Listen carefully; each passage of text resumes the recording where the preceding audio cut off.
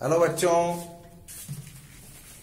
शानदार शानदार प्रॉब्लम्स के साथ एक बार फिर न्यूमेरिकल वर्कशॉप का चौथा session, fourth session of numerical workshop on ray optics. Numerical workshop का सेशन 4 ऑन रे ऑप्टिक्स, और आज भी हम प्रिज्म के बारे में बात करना चाहेंगे। तो देखते हैं आज का क्वेश्चन नंबर 1, या मैंने आज क्वेश्चन नंबर चलो ठीक है, 75 डिग्री प्रिज्म कोण वाले प्रिज्म पर 75 डिग्री कोण वाले प्रिज्म पर एक वर्णी का मतलब समझ रहे हो? एक वर्णी का मतलब एक ही तरंग दैर्ध्य, एक वर्णीय प्रकाश आपतित होता है। अच्छी बात है, आपतित होता है तथा द्वितीय सतह पर क्रांतिक कोण पर आपतित होता है। द्वितीय सतह पर क्रांतिक कोण, याद है क्रांतिक कोण पर आपतित होता है तो अपवर्तन कोण का मान 90 डिग्री हो जाता है, मतलब सतह के समांतर निकल जाती है। क्रांतिक कोण पर आपतित होता है, आपतित होता है यदि प्रिज्म के पदार्थ का अपवर्तनांक, पदार्थ का अपवर्तनांक √2 हो तो प्रथम फलक पर या प्रथम सतह पर आपतन कोण ज्ञात करना। प्रथम सतह पर आपतन कोण का मान आपको ज्ञात करना। तो देखो क्या कहा जा रहा है आपसे, देख लो एक बार। ये मैंने बनाई अभिलंब और ये प्रकाश की किरण आई और ये है आपतन कोण। अपवर्तन हो गया, सीधी जाने के बजाय अभिलंब की ओर झुक गई, और यहां भी मैंने क्या डाल दिया, अभिलंब डाल दिया। और आपसे कहा जा रहा है कि ये जो कोण है ये आईसी है, आईसी। अच्छी बात है, अगर ये आईसी है तो फिर अपवर्तन कोण का मान 90 डिग्री होना चाहिए। ये प्रकाश की किरण इधर चल गई, ये प्रकाश की किरण इधर चल गई, इसका मतलब यहां जो कोण बना है वो कितना बना है, बोलो 90 डिग्री। इस कोण का मान R मान लो और इसका मान दे रखा है आपको कितना, 75 डिग्री। बहुत अच्छी बात है साहब। इस बिंदु को P मान लो, इस बिंदु को Q मान लो। तो इस Q, इसका अपवर्तनांक दे रखा होगा आपको, n बराबर √2 दे रखा है। यहां बाहर का अपवर्तनांक, यहां अपवर्तनांक कितना है 1, और यहां भी अपवर्तनांक कितना है 1। तो बिंदु Q पर लगाओ सबसे पहले, Q पर, इस बिंदु Q पर स्नेल्स लॉ लगा दो, लगाओ। क्या होता है याद है, दिस इनटू इसकी जा, दिस इनटू इसकी जा, क्या आएगा बताओ, √2 इनटू साइन IC बराबर 1 इनटू साइन 90। देखो आता है ना, this into N1 I1 N1 sign I बराबर N2 साइन R, इस तरह से होता है ना। तो ये अपवर्तनांक और इसकी जा, ये अपवर्तनांक और इसकी जा का गुणनफल नियत रहेगा। ये 1 हो गया, √2 साइन IC बराबर 1, साइन IC बराबर 1/√2, और साइन IC 1/√2 किसका मान है, साइन 45 डिग्री का। तो IC बराबर हो गया 45 डिग्री। बिंदु Q पर आपने स्नेल का नियम लगा दिया, यहां स्नेल का नियम लगा दिया। अब देखो आपको मालूम है इन दोनों का जोड़ इसके बराबर होता है, याद करो, इन दोनों का जोड़ इसके बराबर है, क्योंकि A बराबर होता है R1 प्लस R2, वो जो अपन ने चित्र बनाया था, 75 बराबर R प्लस 45, तो R बराबर आ गया 30 डिग्री। बहुत अच्छी बात होगी। ये कोण पता चल गया 30 डिग्री, ये मालूम है, ये कोण पता है, ये मालूम है, आई का मान आ जाएगा। स्नेल का नियम फिर ठोक दो। बिंदु QP पर स्नेल का नियम फिर लगा दो, लगाओ। दिस इंटू इसकी जा 1 इंटू साइन आई, और दिस इंटू इसकी जा √2 इंटू साइन आर। बताओ क्या आएगा? साइन आई बराबर √2, आर का मान निकाला साइन 30, और साइन आई बराबर √2, इसका मान होता है 1/2, साइन आई बराबर 1/√2, साइन आई बराबर ये क्या होता है? साइन 45 होता है। Then I equals to 45। ये आपका आंसर। खटाखट खटाखट क्या करो? स्क्रीनशॉट चलने दो भी, फटाफट चलने दो स्क्रीनशॉट, ठीक है? स्क्रीनशॉट तो खटाखट चलने दो भी, और कॉपी पेन चालू रखोगे। आपको दे रखा है एक प्रिज्म, एक प्रिज्म, इसके बारे में कहा जा रहा है प्रिज्म के बारे में कि ये तो 30 डिग्री है, और इसका अपवर्तनांक जो है आपको दे रखा है √2, कि एक सतह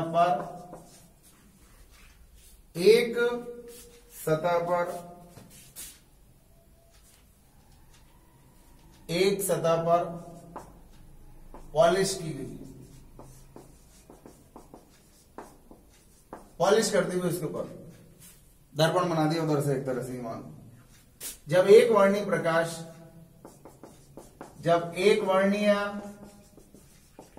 प्रकाश इसकी एक अपवर्तक सतह पर आपतित होता है, अच्छी बात है, आपतित होता है, तो यह दूसरी सतह से परावर्तन के उपरांत उसी मार्ग पर, उसी पथ पर वापस लौट आता है, वापस लौट के आ जाता है, ठीक है? वापस उसी पथ पर लौट करके आ जाता है। आपतन कोण क्या है? आपतन कोण ज्ञात करना, ये आपका सवाल है। आपतन कोण का मान ज्ञात करना है। सवाल को एक बार और रीड कर लो अच्छे से। एक सतह पर पॉलिश करेंगे हम इसके, अपवर्तनांक का मान दे रखा है आपको √2, प्रिज्म कोण का मान दे रखा है आपको 30 डिग्री। तो बोर्ड पर देखें, ये प्रिज्म बनाया गया है, और इस सतह पर मैंने यहां पर कलई कर दी, पॉलिश कर दी, कलई कर दी। आपको याद है वहां से परावर्तन होगा, कलई कर दी तो, और परावर्तन के बाद उसी मार्ग पर कोई भी चीज लौटती है तो उसका रीजन बता रखा है अपन, याद है आपको? कोई भी प्रकाश की किरण अगर लंबवत आएगी तो आई बराबर कितना है बोलो? हम शुरुआत यहीं से करते हैं। आई बराबर 0 डिग्री, तो वापस इसी मार्ग पर लौटेगी, क्योंकि परावर्तन कोण का मान भी 90 डिग्री होगा। इसका मतलब कोई भी प्रकाश की किरण अगर यहां इस पर लंबवत आए, यहां अगर लंबवत आएगी तो बताओ यहां आपतन कोण का मान कितना है? 0, तो यहीं से वापस परावर्तित हो जाएगी। अब ये अभिलंब है और ये प्रकाश की किरण है, देखो ये प्रकाश की किरण गई, ये आपतन कोण हो गया, और ये क्या हो गया? अपवर्तन कोण हो गया।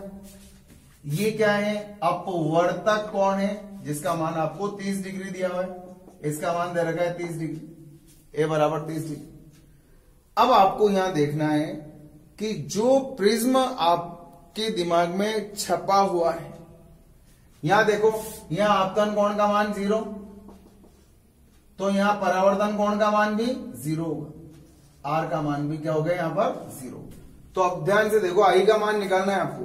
ये बिंदु P है, ये बिंदु Q है, दोनों बिंदुओं पर स्नेल का नियम लगा दो। सॉरी, यहां स्नेल का नियम थोड़ी लगेगा, यहां तो परावर्तन का नियम लागू हो गया, लगे ना परावर्तन का नियम। अब देखो, आपको ये पता होना चाहिए कि इस कोण का मान R का, इसका मान इस this plus this equals to this होता है, याद है आपको? क्योंकि A बराबर R1 प्लस R2 होता है। A बराबर 30 डिग्री और ये R1 है और ये 0 है, तो R1 बराबर कितना हो गया? 30 डिग्री हो गया। इसका मान पता चल गया आपको, और आपको इसका अपवर्तनांक कितना पता है? √2। यहां अपवर्तनांक, बाहर का अपवर्तनांक कितना होता है? 1। तो देखो, P पर स्नेल्स लॉ लगा दो।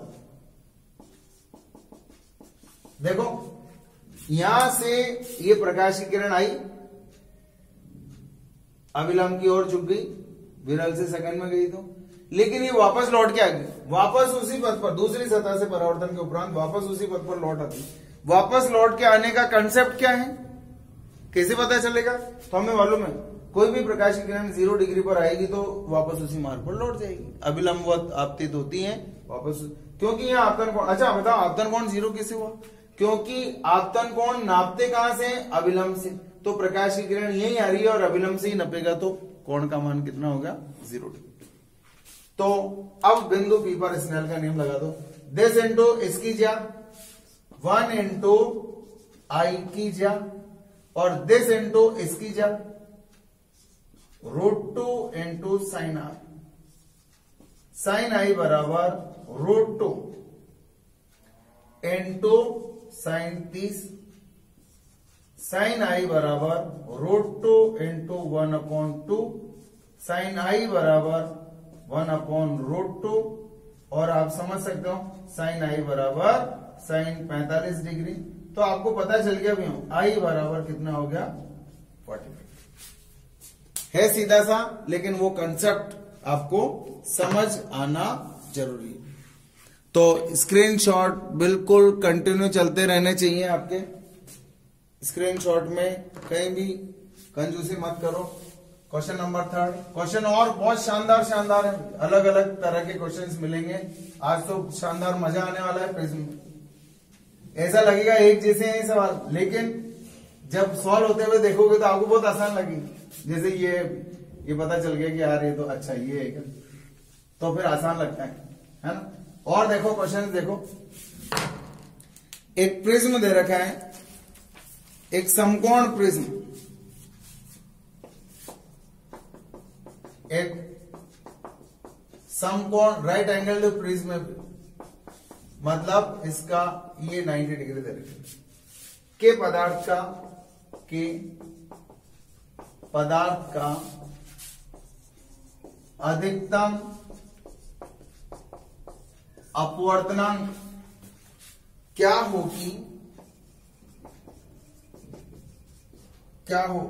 कि इसके दूसरे अपवर्तक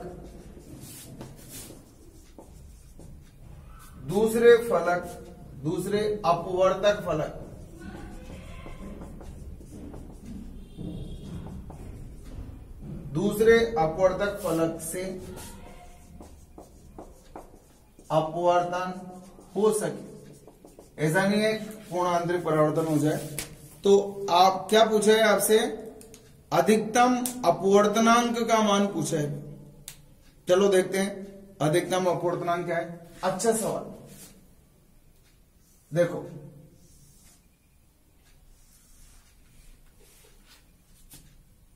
सबसे पहले तो ये एक प्रकाश की किरण आई, यह आपतन कोण है, ठीक है। अब इसका यहां से सीधे जाने के बजाय अपवर्तन हो गया, और ये देखो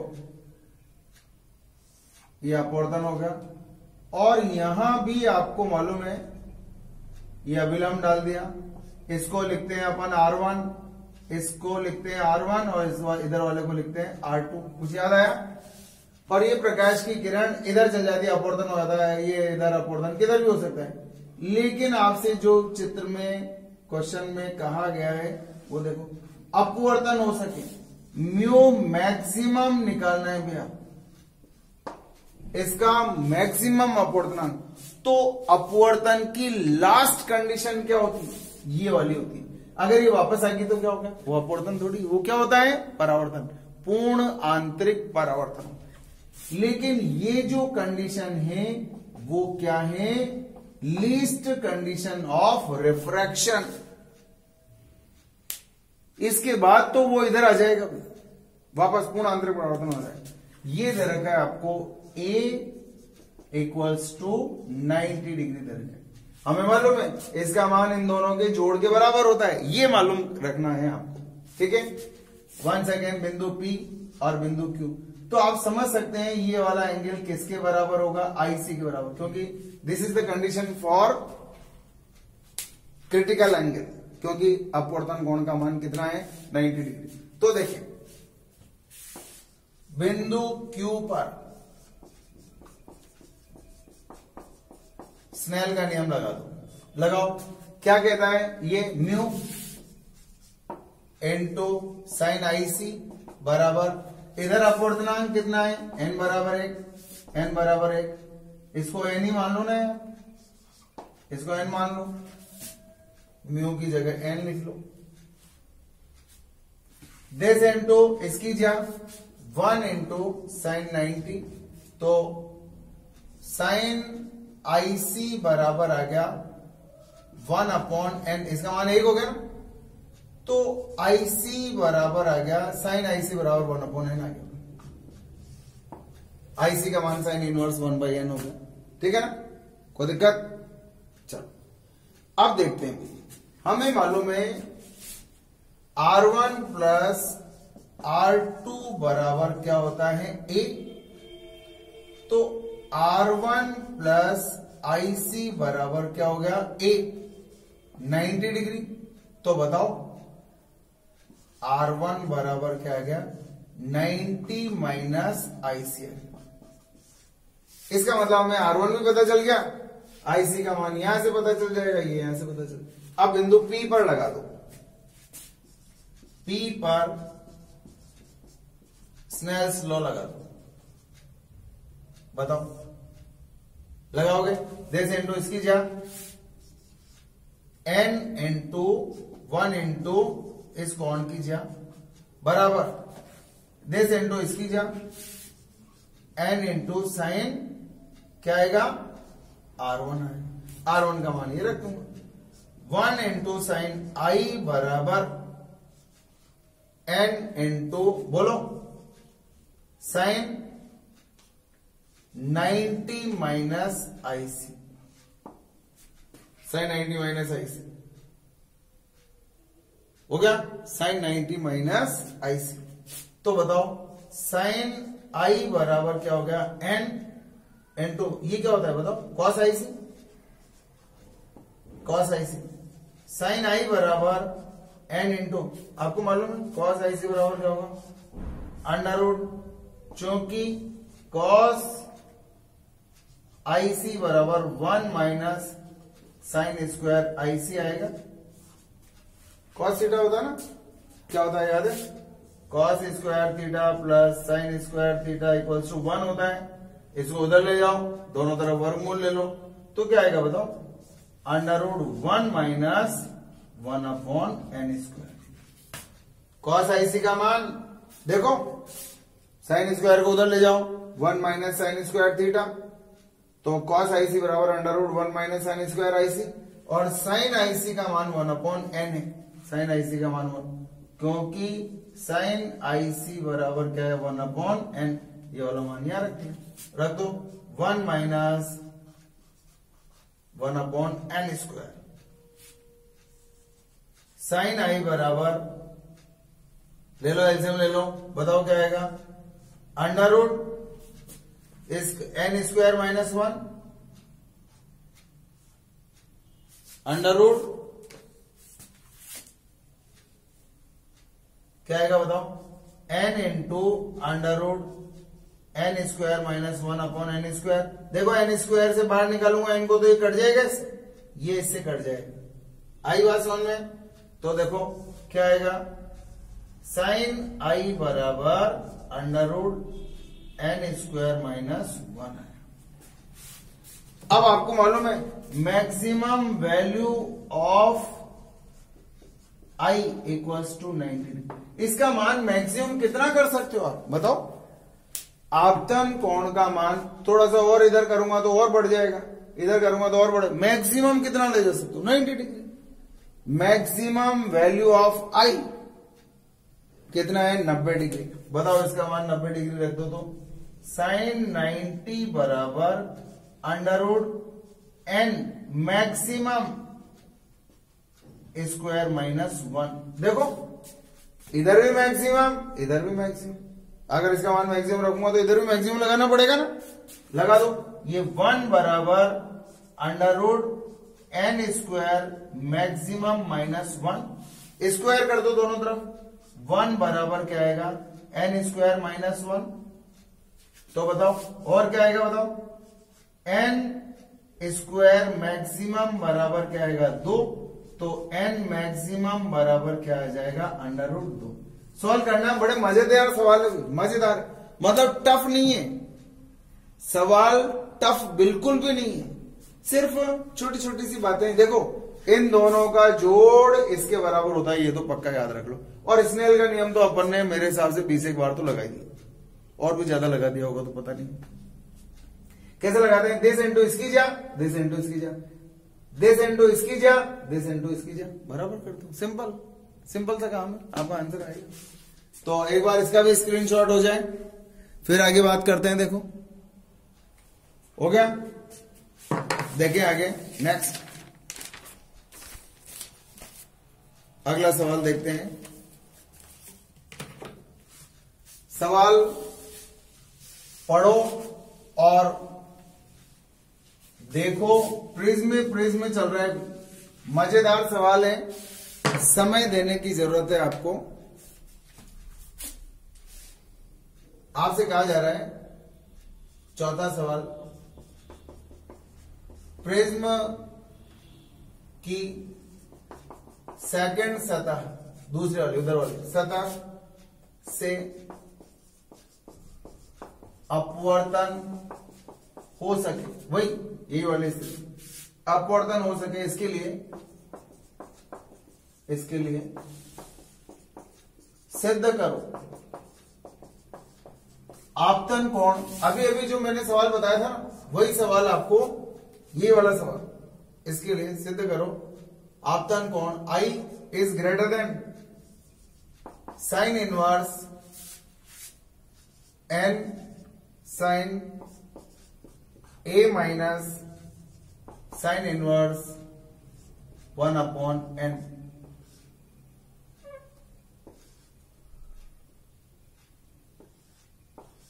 ये आपको सिद्ध करना है।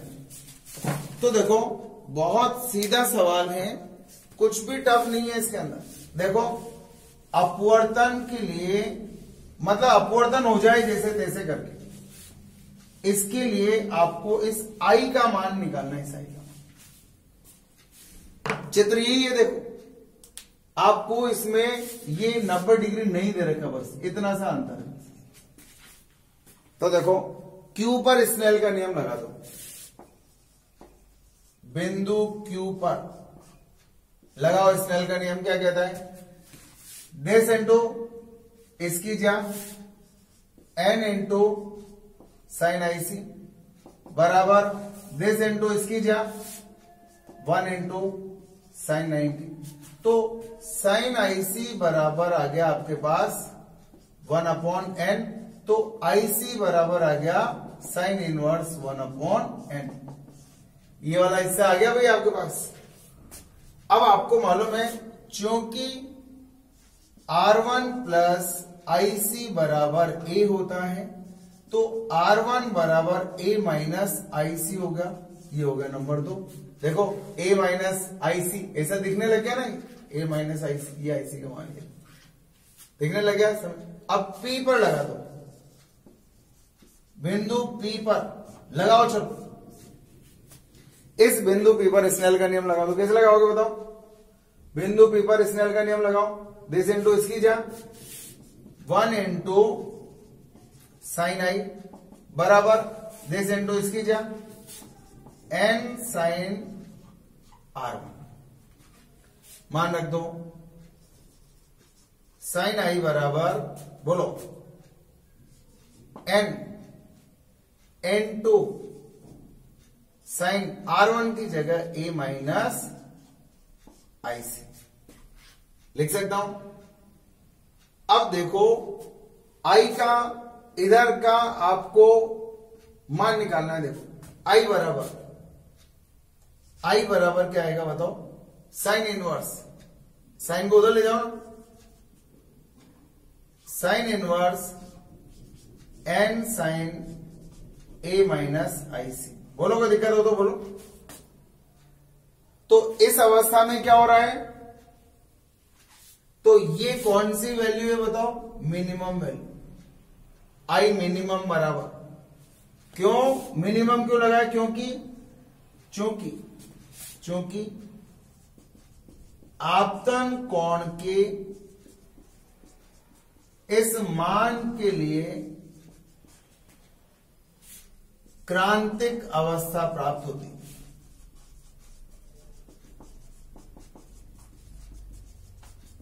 आपतन कोण के इस मान के लिए क्रांतिक अवस्था प्राप्त हो रही है।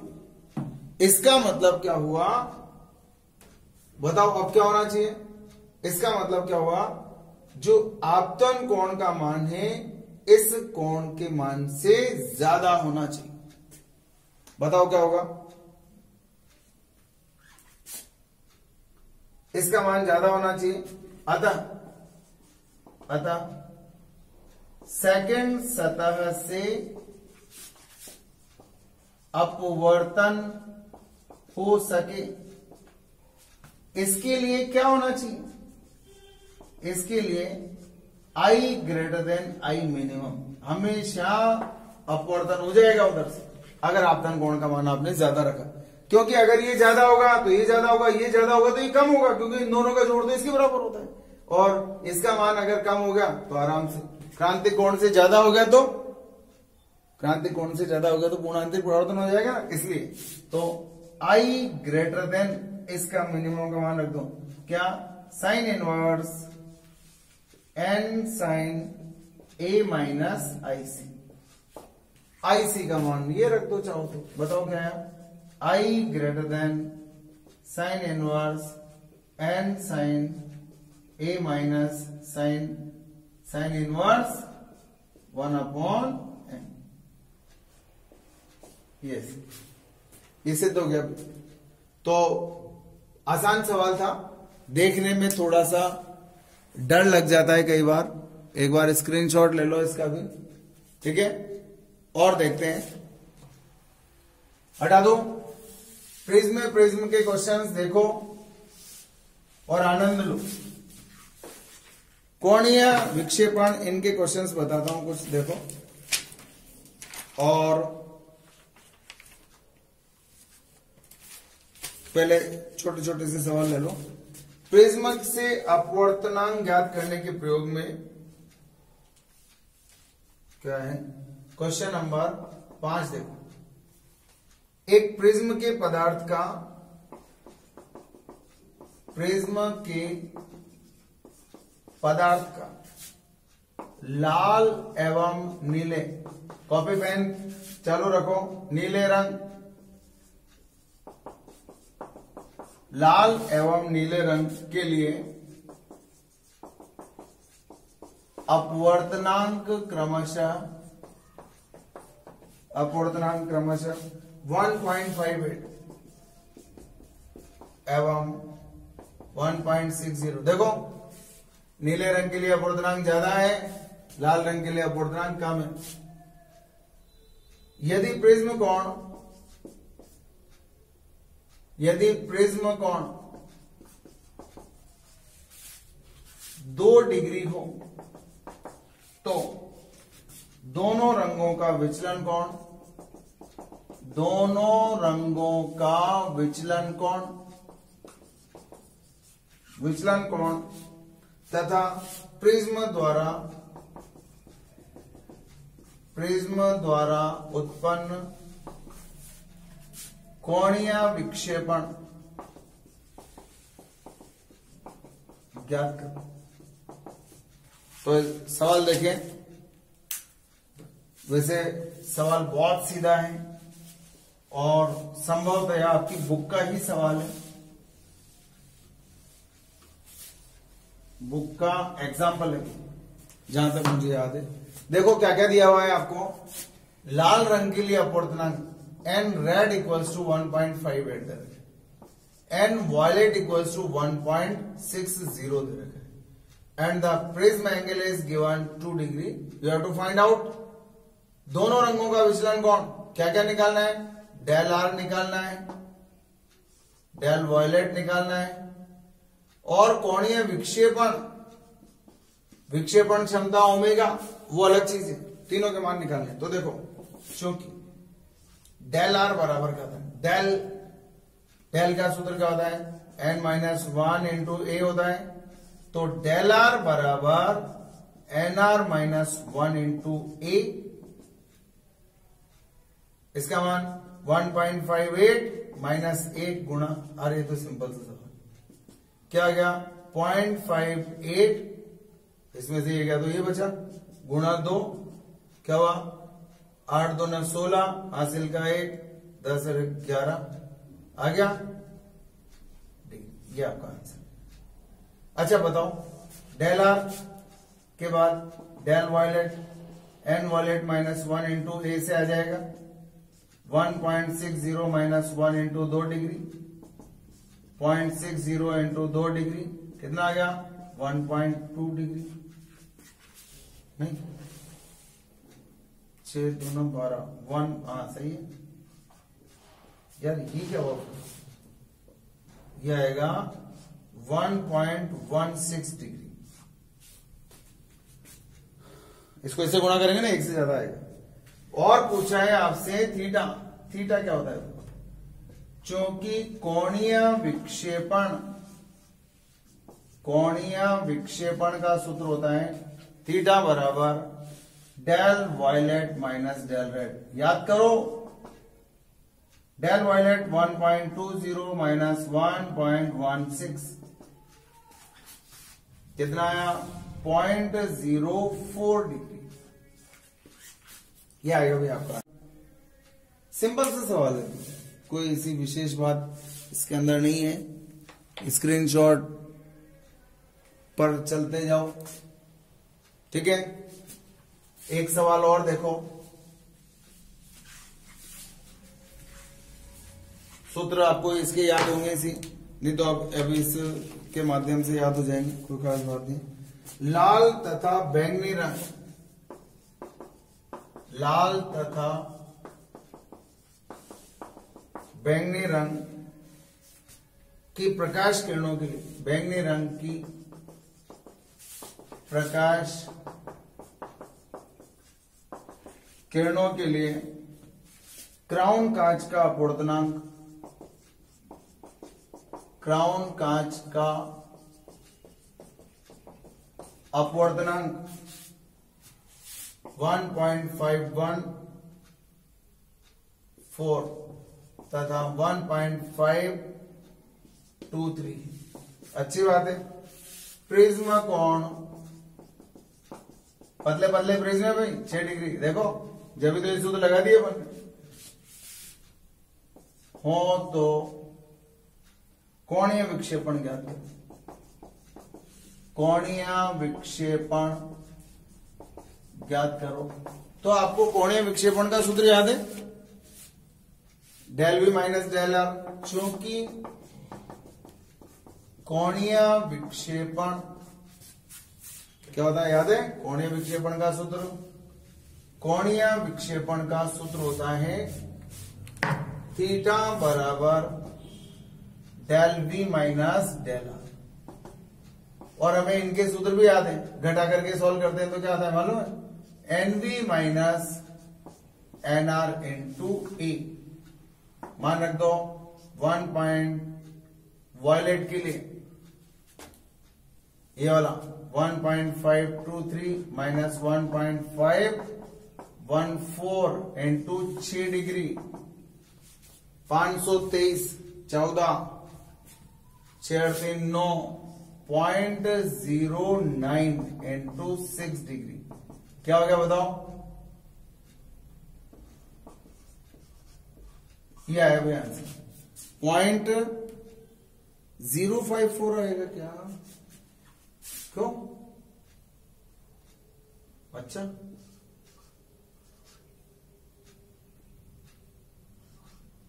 ये आएगा, घटा लो यार, घटा करके गुणा ही तो करना क्या है। अब देखो कुछ इंपॉर्टेंट चीजें देखो थोड़ा ध्यान से। कांच से हवा में जा रहे प्रकाश किरण, कांच से हवा में जा रही प्रकाश किरण, देखो कांच से हवा का मतलब सघन से विरल में जा रही प्रकाश किरण, प्रकाश जा रही प्रकाश किरण की किस रंग के लिए, किस रंग के लिए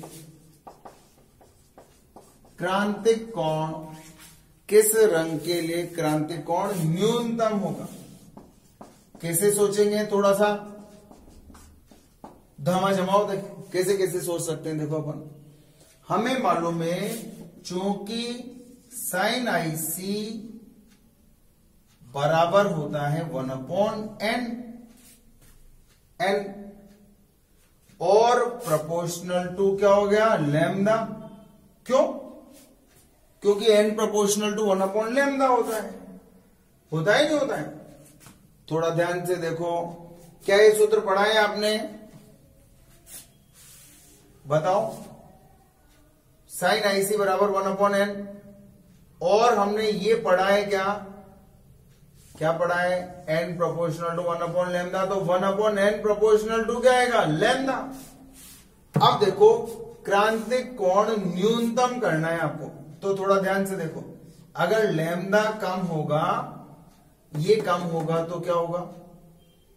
लैम्डा कम होगा तो अपवर्तनांक ज्यादा होगा। अरे इन दोनों में डायरेक्ट रिलेशन आ गया। इसका मतलब क्या हुआ? IC sine IC proportional to क्या आ गया? लैम्डा। इसका मतलब लैम्डा कम तो आईसी का मान भी कम। और लैम्डा कम किसका होता है? बैंगनी रंग का। अतः बैंगनी रंग के लिए क्रांतिक कोण न्यूनतम होगा। कौन तेज दौड़ लगाता है? लाल रंग तेज दौड़ लगाता है। 8वां सवाल देखो। इसके बाद विभिन्न रंगों के अक्षर के ऊपर, बहुत बढ़िया सवाल, विभिन्न रंगों के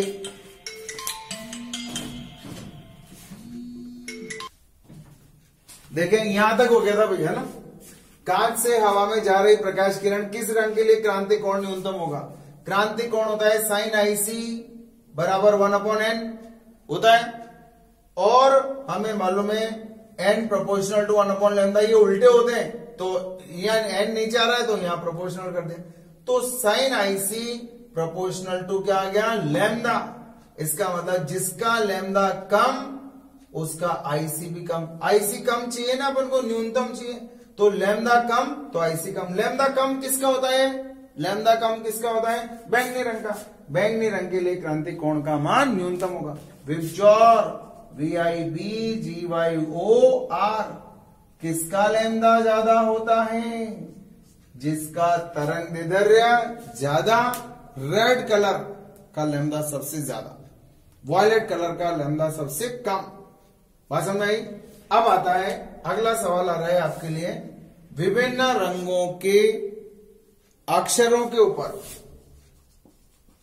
विभिन्न रंगों के अक्षरों के ऊपर, अक्षर बने हुए भी ABCD, FGH ऐसे अलग अलग कलर्स के ऊपर एक कांच की पट्टिका रख दी उन अक्षरों के ऊपर रखी है, पट्टिका रखी है। किस रंग, कौन से रंग के अक्षर,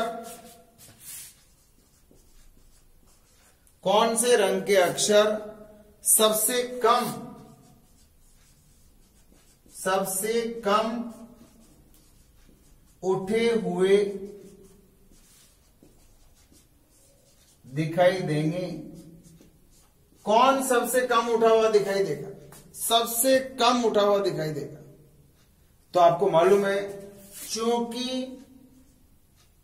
क्योंकि प्रतिबिंब का विस्थापन शिफ्ट, इमेज शिफ्ट का सूत्र बताया गया था आपको, T बराबर होता है D इंटू 1 माइनस 1/n। ये फॉर्मूला होता है। बिंब कितना शिफ्ट हो गया ऊपर, वो शिफ्ट होने का सूत्र होता है, इमेज शिफ्ट बोलते हैं इसको। इमेज शिफ्ट कितनी हो गई? T बराबर D, ये D क्या है? उसकी मोटाई है। ये सूत्र होता है। अब थोड़ा ध्यान से देखो, सबसे कम उठा हुआ, इसका मान सबसे कम होना चाहिए। तो थोड़ा ध्यान से देखो, जानते हो 1/n को क्या लिख सकते हैं? 1/n को क्या लिख सकते हैं? लैम्डा लिख दो यार। 1/n को क्या लिख दो? लैम्डा। T सबसे कम होना चाहिए, सबसे कम उठे हुए दिखाई देना चाहिए। तो इधर देखो, T क्या है? कम। T कम कब होगा? T का मान कम कब होगा? जब इस राशि का मान कम हो। ये राशि कम कब होगी? जब इस राशि का मान ज्यादा हो। ये ज्यादा कब होगी? जब इसका मान कम हो। ये कम कब होगा? जब लैम्डा का मान ज्यादा हो। क्या क्या बोल दिया सर? मजा ही नहीं आया, समझ ही नहीं आया भैया, क्या करें पता नहीं। दोबारा देखो, दोबारा जाओ, पता नहीं क्या क्या बोल जाते हो सर, समझ में ही नहीं आया मामला। अरे भैया थोड़ा ध्यान से देखो, सबसे कम उठे हुए बहुत सारे अक्षर बने हुए, अलग अलग रंगों के अक्षर बने हुए, और इसके ऊपर एक प्लेट रख दी और ऊपर से अक्षर देख रहा हूं, लाल पीले नीले, अरे सब अक्षर दिख रहे हैं। सबसे कम कौन उठा हुआ दिखाई देगा वो निकालना है। सबसे कम कौन उठा हुआ दिखाई देगा? तो देखो, सबसे कम T मिनिमम कम किसके लिए होगा? जिसके लिए कम हो। अब आपको यहां देखना पड़ेगा, क्या देखना पड़ेगा? चलो मैं उल्टा सिखाता हूं, दो तरीके से बताता हूं, दो तरीके से। अगर लैम्डा ज्यादा होगा तो क्या होगा, ये सोचो। अगर लैम्डा ज्यादा होगा तो n का मान क्या होगा? कम होगा, क्योंकि n प्रोपोर्शनल टू 1/लैम्डा होता है। अब यहां मत देखो, लैम्डा ज्यादा तो n कम होगा, n कम होगा तो बताओ क्या होगा? n कम होगा तो ये राशि ज्यादा होगी, ये राशि ज्यादा होगी तो ज्यादा घटेगा, ज्यादा घटेगा तो ज्यादा कम होगा। इसका मतलब t का मान कम होगा, इसका मतलब t का मान कम होगा। और ये ज्यादा किसका होता है? लाल रंग, लाल रंग। अतः लाल रंग के अक्षरों के लिए प्रतिबिंब विस्थापन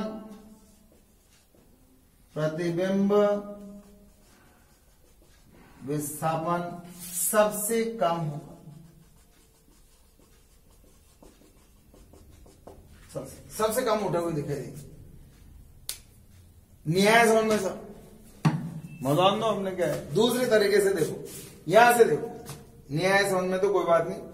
क्या पूछ रहा है? सबसे कम उठे हुए दिखना चाहिए, इसका मान कम लाना है आपको। कैसे लाओगे इसका कम?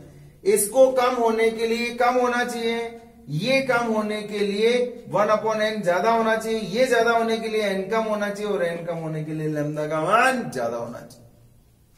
उल्टा सीधा अपन कैसे भी पढ़ सकते हैं, अपनी मर्जी। चलो और देखते हैं आगे, और सुंदर सवाल बताता हूं अभी, मस्त सवाल देखो आगे।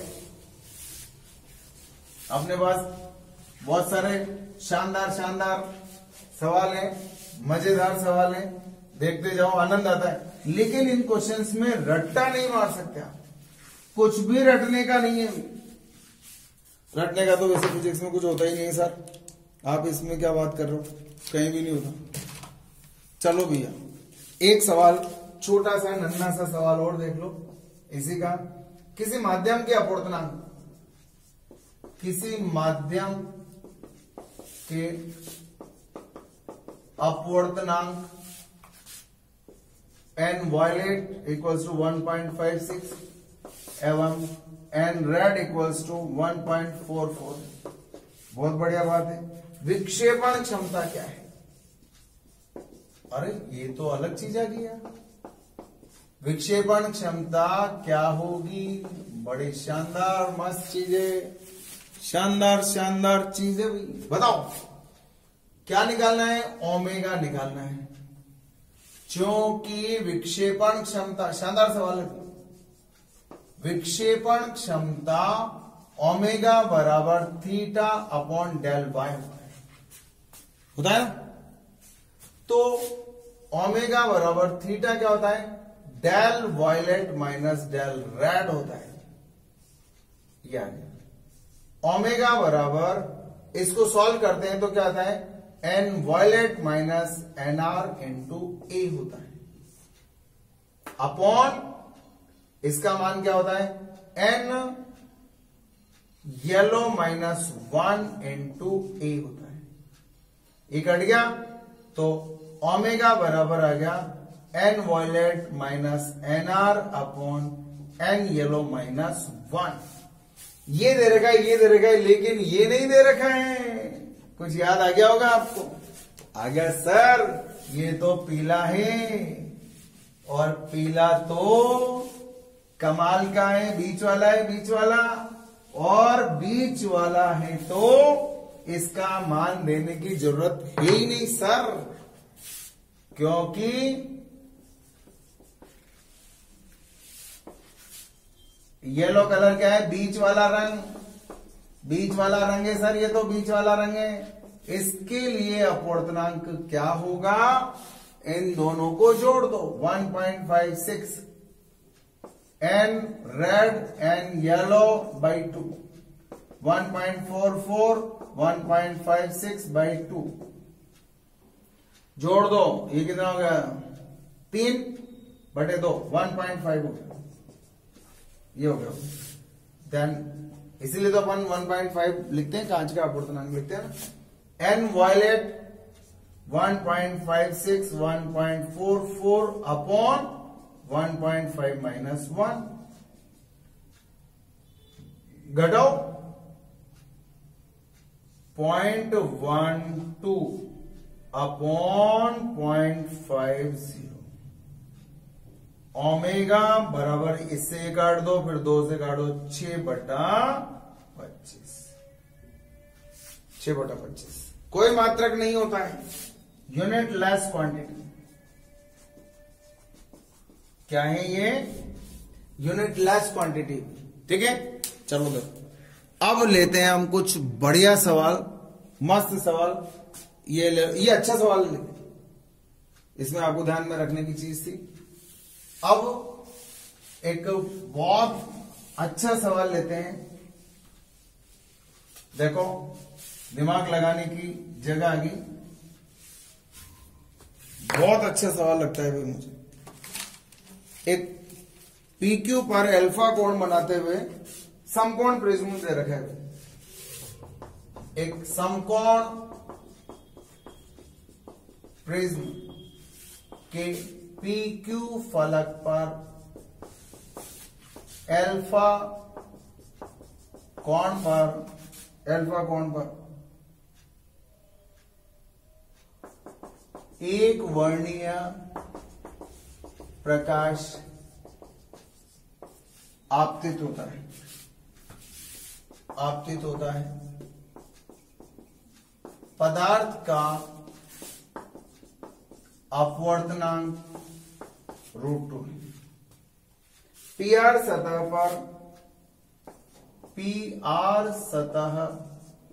पर प्रकाश का पूर्ण आंतरिक परावर्तन होता है, पूर्ण आंतरिक परावर्तन होता है। अल्फा का न्यूनतम मान, जब अल्फा का न्यूनतम मान, अल्फा का न्यूनतम मान 45 डिग्री, पूर्ण आंतरिक परावर्तन होता है जब अल्फा का न्यूनतम मान 45 डिग्री। ठीक है, अल्फा का जब मिनिमम मान 45 डिग्री है उस कंडीशन में पूर्ण आंतरिक परावर्तन हो जाता है। ठीक है, अब प्रिज्म कोण थीटा का मान ज्ञात करना है। चलो देखो, समकोण प्रिज्म क्यों दे रखा है? अच्छा ठीक है, बोर्ड पे देखो, ये समकोण प्रिज्म इस तरह से दिया हुआ है।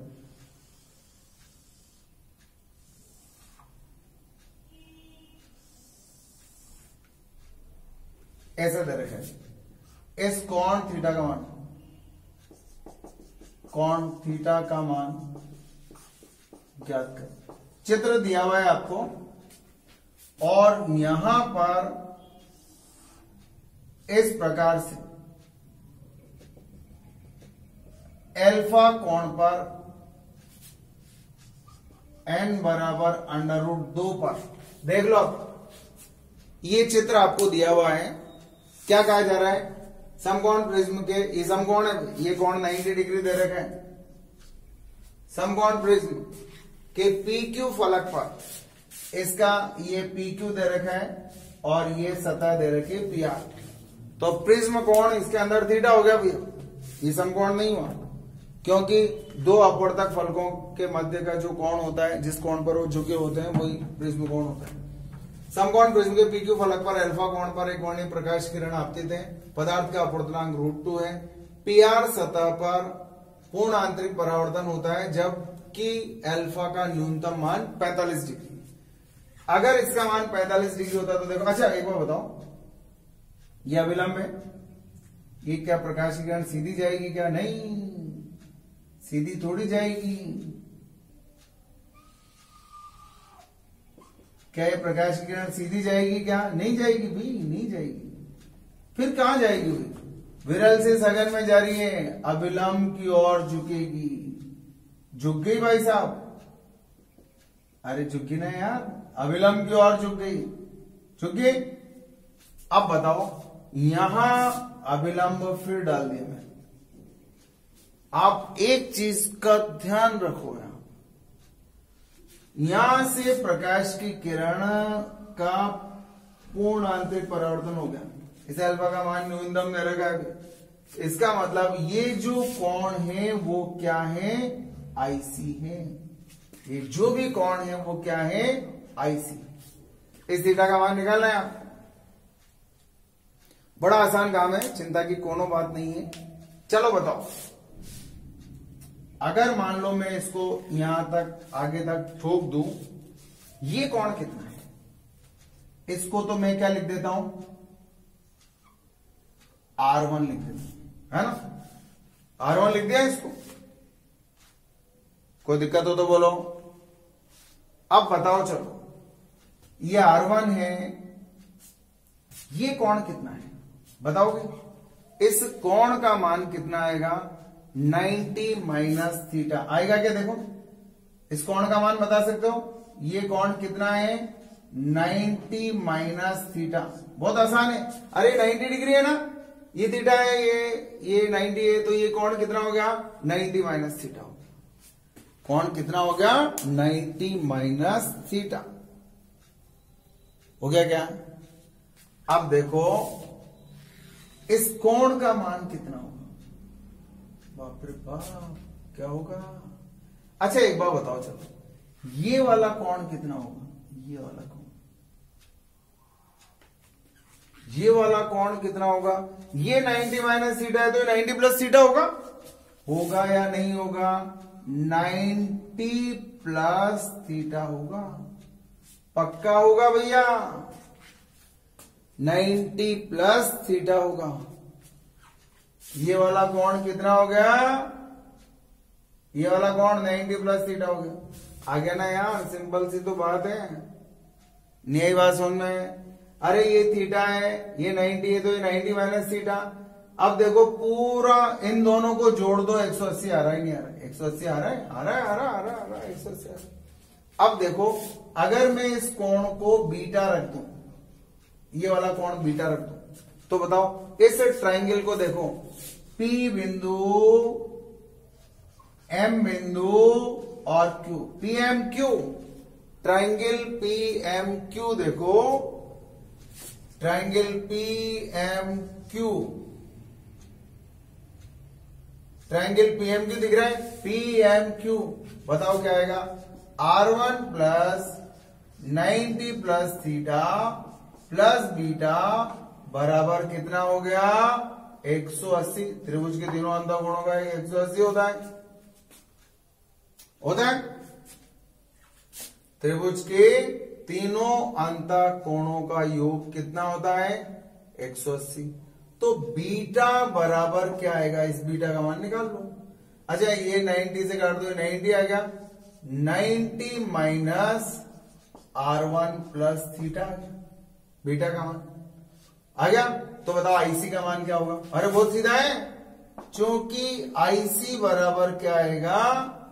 90 माइनस बीटा आएगा। अरे ये तो बहुत सिंपल सा काम हो गया भैया, थोड़ा सा ध्यान से।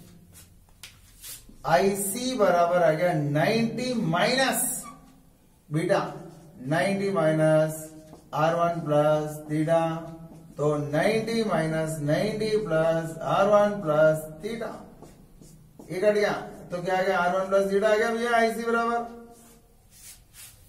E का हो गया भैया, नहीं आया समझ में? झपड़ कर दिया यार। चलो दोबारा देखो, वापस देखो, ये भी मिटा देता हूं, सब दोबारा से देखो, बस ये कोण थोड़ा ध्यान से देख लो यार। बहुत शानदार सवाल है, मुझे बहुत पसंद है सवाल। देखो बताओ, आराम से तसल्ली से बताओ, कोई जल्दबाजी नहीं। इस कोण का मान कितना है? ये थीटा है, ये 90 है, तो ये कितना आएगा? 90 माइनस थीटा। इस कोण का मान आया 90 माइनस थीटा, इस कोण का मान आ गया। तो फिर इस कोण का मान कितना आएगा ये भी तो बताओ। ये आएगा 90 प्लस थीटा, क्योंकि इन दोनों का जोड़ 180 आना चाहिए भैया, इन दोनों का जोड़। अरे समतल पर एक सरल रेखा पर बनने वाला कोण 180 होता है, इन दोनों को जोड़ के देख लो, 180 आ गया। अगर ये बीटा है, मान लो यार बीटा है, तो दिस प्लस दिस, चिंगो मिंगो टिंगो तीनों को जोड़ दो, 180 के बराबर आएगा। और जब ये तीनों से ये बीटा पता चल जाएगा तो आईसी का मान भी आ जाएगा, आएगा, क्योंकि ये पूरा कोण कितना है? 90, ये 90, ये पता चल गया तो ये भी आएगा। मान लो ये 30 डिग्री है तो ये 60 डिग्री, ये 45 है तो ये भी 45 है, ये 60 है तो ये 30 है, इन दोनों का जोड़ 90 डिग्री के बराबर है यार। अरे मजा आ गया, बहुत सीधा है। कहां गलती है भाई, कहां दिक्कत है बताओ? कुछ भी नहीं, आराम से। कौन सा ट्राइंगल देखा बताओ? ट्राइंगल PMQ में आपने क्या देखा? ट्राइंगल PMQ में क्या देखा? R1 plus 90 plus theta plus beta बराबर 180 डिग्री देखा। तो मुझे बीटा का मान पता चल गया 90 माइनस R1 प्लस थीटा, क्योंकि IC बराबर क्या है? 90 माइनस बीटा है।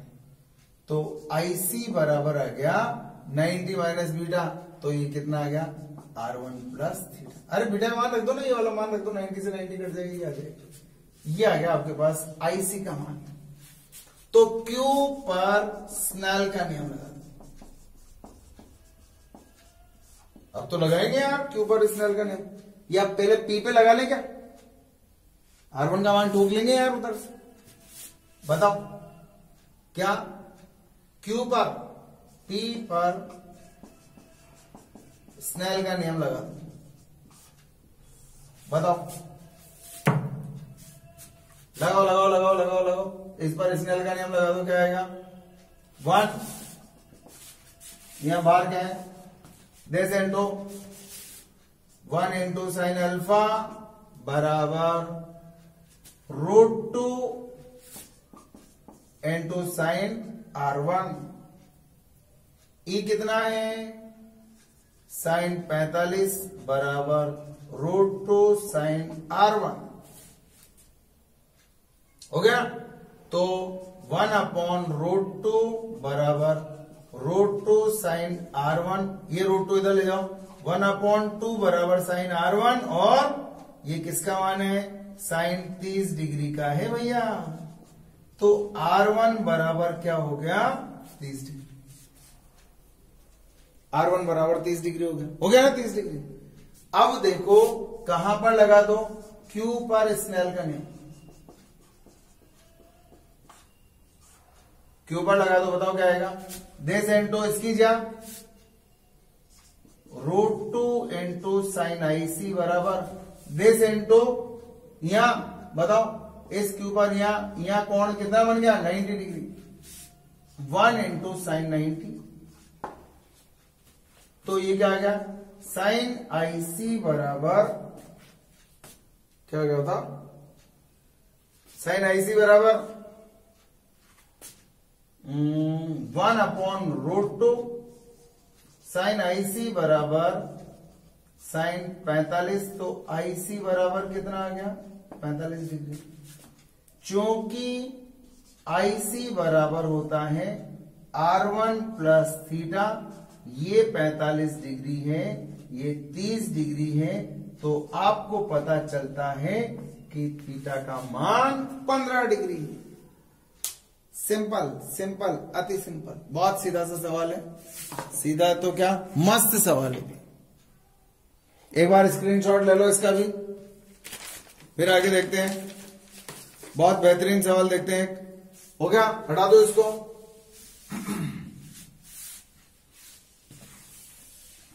देखते जाओ, एक और सवाल देखते हैं। एक पारदर्शी बेलन का अपवर्तनांक 2/√3। एक पारदर्शी बेलन का अपवर्तनांक 2/√3। इसके चारों ओर हवा है, इसके चारों ओर हवा है। बहुत अच्छी बात, चारों ओर हवा है। एक प्रकाश किरण मध्य बिंदु पर, एक प्रकाश किरण इसके मध्य बिंदु पर, चित्र बनाया हुआ है, मध्य बिंदु पर एक सिरे से प्रवेश करती है, एक सिरे से प्रवेश करती है, जो बेलन जो कि बेलन की सतह से अपवर्तन के उपरांत, बेलन की सतह से अपवर्तन के उपरांत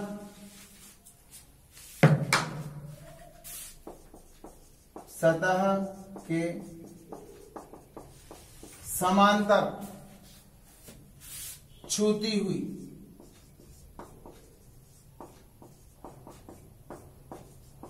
चलती है। थीटा याद करो, आपको चित्र दे रखा है, उसमें आपको थीटा का मान ज्ञात करना है। अच्छा सवाल है।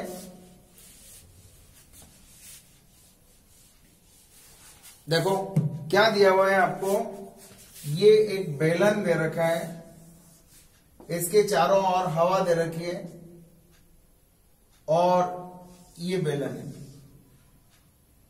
और ये है बेलन का अक्ष। अब एक प्रकाश किरण यहां अंदर घुस रही है। अब देखो, इस कोण का मान आपको ज्ञात करना है। इस कोण का मान है थीटा, थीटा दे रखा है, ठीक है। बताओ, वेळ ऐसे सघन माध्यम में जा रही है तो अभिलंब सीधी थोड़ी जाएगी, थोड़ा सा झुक गई हुई है, इधर से अभिलंब की ओर झुक गई, कोई बात नहीं। इस कोण का मान अल्फा मान लो मेरी तरफ से। अब देखो, इसके बाद ये प्रकाश की किरण यहां जा रही है, इधर छूती हुई जा रही है इधर। इस प्रकाश की किरण के बारे में थोड़ा सा ध्यान से देखो। अगर ये यहां जा रही है, इसका मतलब ये आईसी है, ये आईसी है। आपको दे रखा है n बराबर √3 दे रखा है। इस बिंदु को मैं P बोलूंगा, इस बिंदु को Q बोलूंगा, P और Q। यहां अपवर्तन हो रहा है, यहां भी अपवर्तन हो रहा है, यहां भी स्नेल का नियम, यहां भी स्नेल का नियम। आपका आंसर तैयार पड़ा है। Q पर स्नेल का नियम लगा दो, Q पर स्नेल का नियम लगाओ। यह अभिलंब है, यहां पे यह अभिलंब बनाया मैंने, ठीक है। Q पर स्नेल का नियम लगाओ तो बताओ क्या आएगा। दिस इनटू Q है ना, ये दिस इनटू दिस। और यहां अब ये Q बिंदु है, यहां पर आप समझ लो ये कोण कितना है, 90 डिग्री अपवर्तन कोण का मान। तो क्या आएगा, 2/√3 दिस इनटू इस कोण की जान साइन IC बराबर हवा का अपवर्तनांक 1 इंटू साइन 90। तो साइन IC बराबर आ गया √3/2। साइन IC बराबर आ गया साइन 60, देन IC बराबर आ गया 60। एक ट्रायंगल दिख रहा है आपको, ये बताओ अल्फा का मान पता चल गया,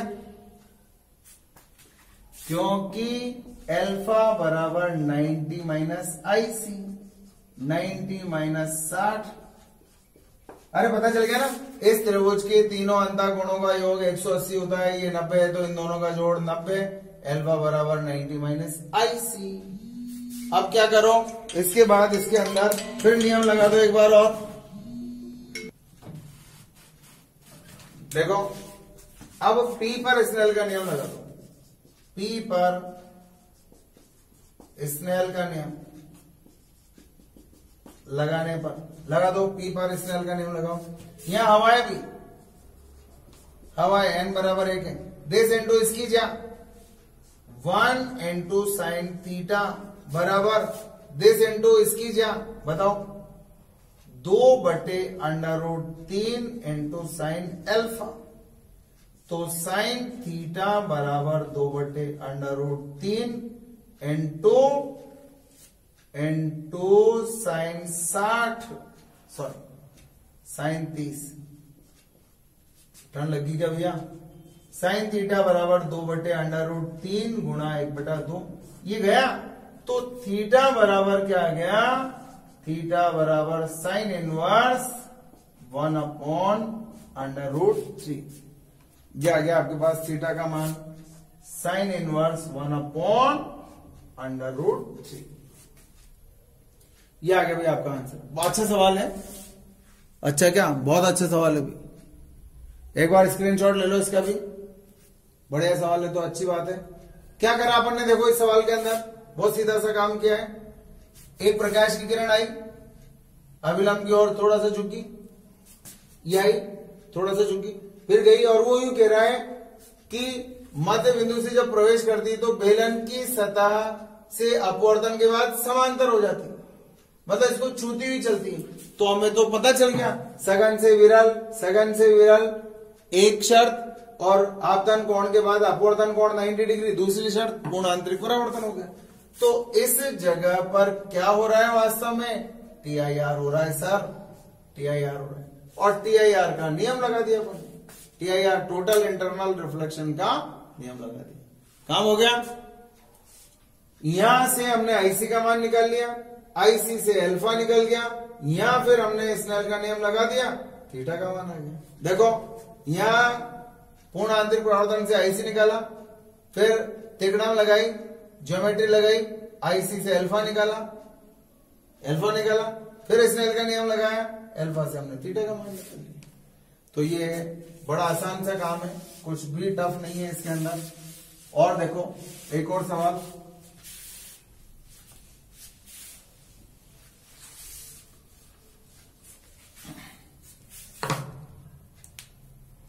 किसी प्रिज्म के लिए बहुत अच्छा सवाल है।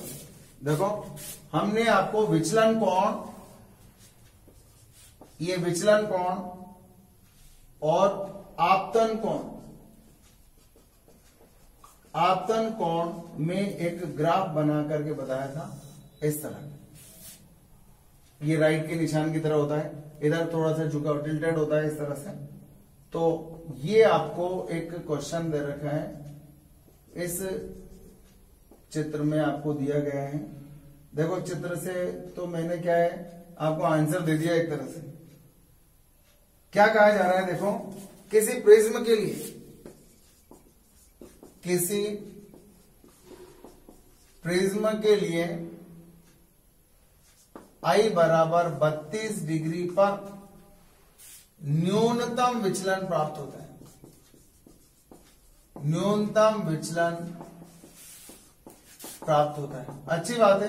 न्यूनतम विचलन कितने डिग्री पर प्राप्त हुआ, 32 डिग्री पर प्राप्त हुआ। न्यूनतम विचलन 32 डिग्री पर प्राप्त होता है। यदि आपतन कोण 25 डिग्री हो तो, आपतन कोण 32 से कम, ये 25 हो गया, आपतन कोण 25 डिग्री हो तो निर्गत कोण का निम्न में से कौन सा मान संभव है। आपको दिया हुआ है, क्या क्या दे रखे हैं, देखो 37 डिग्री, 38 डिग्री, 39 डिग्री और 40 डिग्री। कौन सा मान संभव है, ये आपको, कौन सा मान है ये नहीं, कौन सा पॉसिबल है, आपको ये निकालना है। इसका मान निकालना है, इसका ई का मान निकालना है। ठीक है, अब देखो मैंने आपको बताया था इन दोनों के बीच का जो गैप होता है इसको x1 और इन दोनों के बीच के गैप को बोलते हैं x2। मैंने बताया था आपको कि x2 is always greater than x1, चूंकि ये ग्राफ बताया था डेल आई वक्र के लिए बताया था, चूंकि डेल आई वक्र का जो न्यूनतम विचलन के बाद वाला हिस्सा होता है वो टिल्टेड होता है। डेल आई वक्र के लिए ऐसा बताया था x2 is greater then x1, इन दोनों के बीच का गैप, या इसको ऐसा करते हैं डेल्टा थीटा 2 और इसको डेल्टा थीटा 1 ऐसे लिख देता हूं। Delta theta 2 greater than delta theta 1 ऐसे लिख देता हूं। ठीक है, बताओ इसका मान बताओ। इन दोनों का मान कितना है, 32 माइनस 25, बताओ कितना है, ई माइनस 32, बताओ ये कितना है, ये कितना है 60 degree greater than E minus 32 degree आएगा। तो ये इसको इधर ले जाओ इधर, तो कितना आया, इसका मतलब ई का मान 39 डिग्री से ज्यादा आएगा। अतः ई का मान 39 डिग्री से अधिक होगा। अब जो क्वेश्चन आपको दिया हुआ है उसमें एक ही ऑप्शन है जो 39 से ज्यादा है, अतः आई बराबर 40 डिग्री हो सकता है। हम ये नहीं कह रहे कि यही होगा, लेकिन हमने आइडिया लगाया कि इन दोनों का गैप कम और इन दोनों का गैप ज्यादा होता है। इन दोनों के बीच के गैप से इन दोनों के बीच का गैप ज्यादा होता है, क्योंकि उधर का जो ग्राफ है वो थोड़ा सा, देखो इधर तो ये राइट का निशान जानते हो ना, राइट का निशान ऐसा होता है, तो यहां में और यहां में ये देखो ये इस तरह का डिफरेंस होता है, इधर का गैप कम है, इधर का गैप थोड़ा सा ज्यादा। बस ये इतना, ये यूं होता है, हल्का सा इस तरह से होता है। मतलब ये तो यूं फास्ट डिक्रीमेंट और स्लो इंक्रीमेंट ऐसे भी बोल सकते हो। इस तरह का ग्राफ होता है कि इधर की तरफ न्यूनतम विचलन से पहले आपतन कोण बढ़ाने पर न्यूनतम विचलन में फास्ट डिक्रीमेंट होता है, लेकिन न्यूनतम विचलन प्राप्त होने के बाद आपतन कोण बढ़ाने पर विचलन कोण का मान कंपैरेटिवली स्लो इंक्रीज होता है, स्लो इंक्रीज होता है इस तरह से। तो एक बार आप लोग देखो